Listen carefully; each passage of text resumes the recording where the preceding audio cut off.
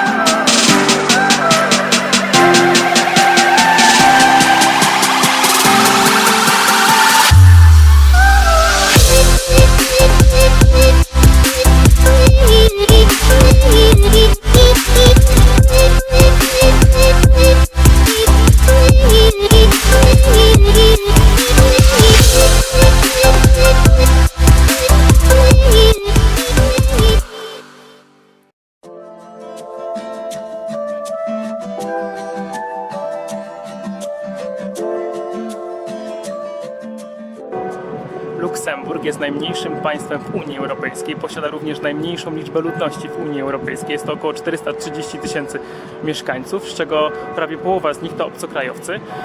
Luksemburg posiada 3 języki urzędowe. Jest to język luksemburski, francuski oraz niemiecki.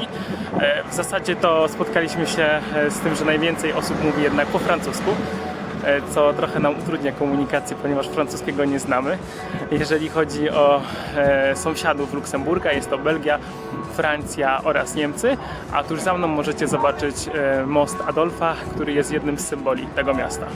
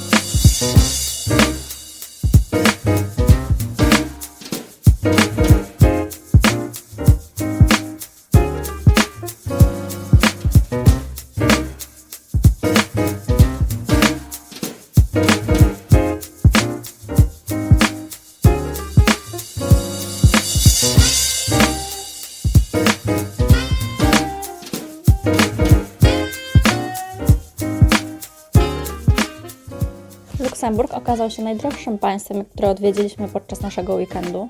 Jednak udało nam się znaleźć niedaleko placu Darm lokal, który oferował różnego rodzaju zupy w zestawach z kanapkami.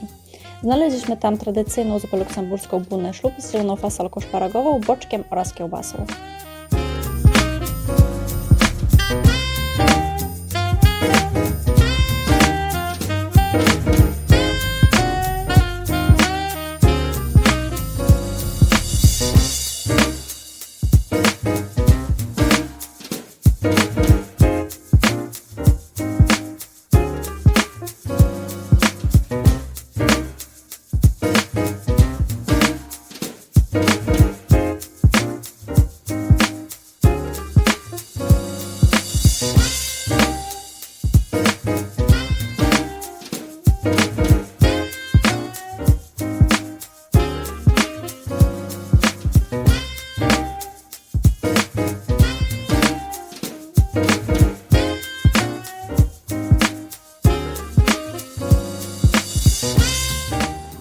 Znajdujemy się na drodze widokowej, która nazywa się, teraz przepraszam za brak mojego francuskiego akcentu, Chemin de la Corniche. Jest określana mianem najpiękniejszego tarasu Europy.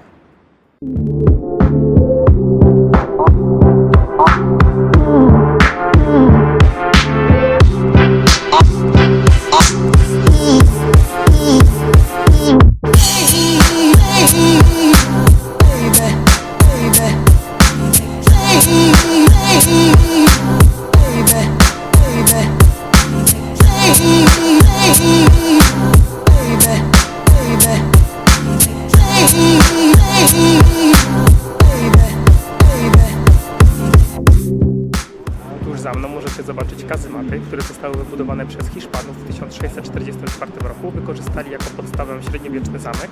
Następnie kazematy były rozbudowywane przez Francuzów oraz Austriaków. Kazematy mają długość 23 km oraz głębokość 40 metrów pod powierzchnię zamku.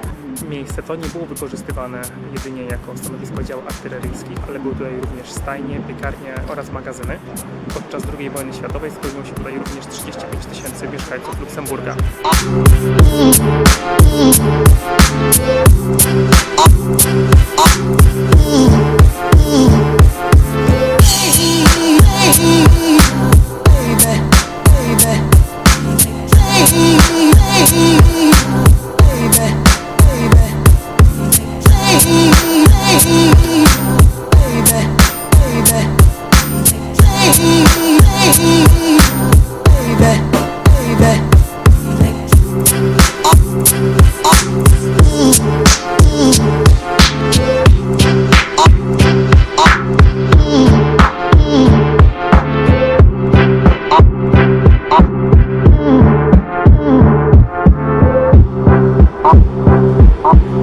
Znajdujemy się w dzielnicy europejskiej, gdzie znajduje się wiele wieżowców, które m.in. stanowią budynki Parlamentu Europejskiego oraz Izby Handlowej. Luksemburg jest znany jako centrum finansowe, ponieważ wiele banków ma tutaj swoje siedziby. Jako ciekawostkę mogę Wam powiedzieć, że minimalne wynagrodzenie wynosi 2071 euro, co w porównaniu z Polską jest to 523 euro.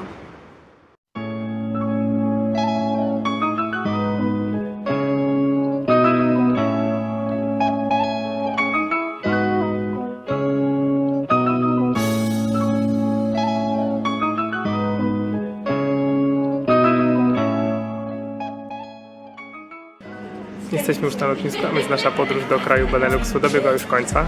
Jeżeli miałbym wybrać miasto, które najbardziej mi się podobało, byłaby to Antwerpia. A to dlatego, że bardzo podobała mi się bliskość rzeki Skaldy, tunel tuż pod nią, który doprowadził nas na drugi brzeg. Była tam bardzo ładna panorama miasta. Również wieczorem kamienice wyglądały naprawdę wyjątkowo imponująco. Eindhoven również miał swój urok, było to miejsce, gdzie moglibyśmy sobie na spokojnie po prostu pochillować, pojeździć na rowerze, zrobić mały piknik, przejść się po mieście. Gdybyśmy mieli planować ten wyjazd teraz jeszcze, myślę, że dłużej zostalibyśmy w Eindhoven. Przypuszczam, że tam mielibyśmy swój pierwszy nocleg. Następnie drugiego dnia udalibyśmy się do Antwerpii, gdzie również mielibyśmy nocleg i ten ostatni dzień spędzilibyśmy po prostu na zwiedzaniu Luksemburga, stąd wrócilibyśmy z powrotem. Jeżeli macie jakieś pytania, to proszę umieśćcie je w komentarzu. Zachęcam również do subskrybowania kanału, bo to nie jest nasz ostatni wyjazd i mam nadzieję, że zobaczymy się wkrótce przy okazji kolejnej podróży. Do zobaczenia!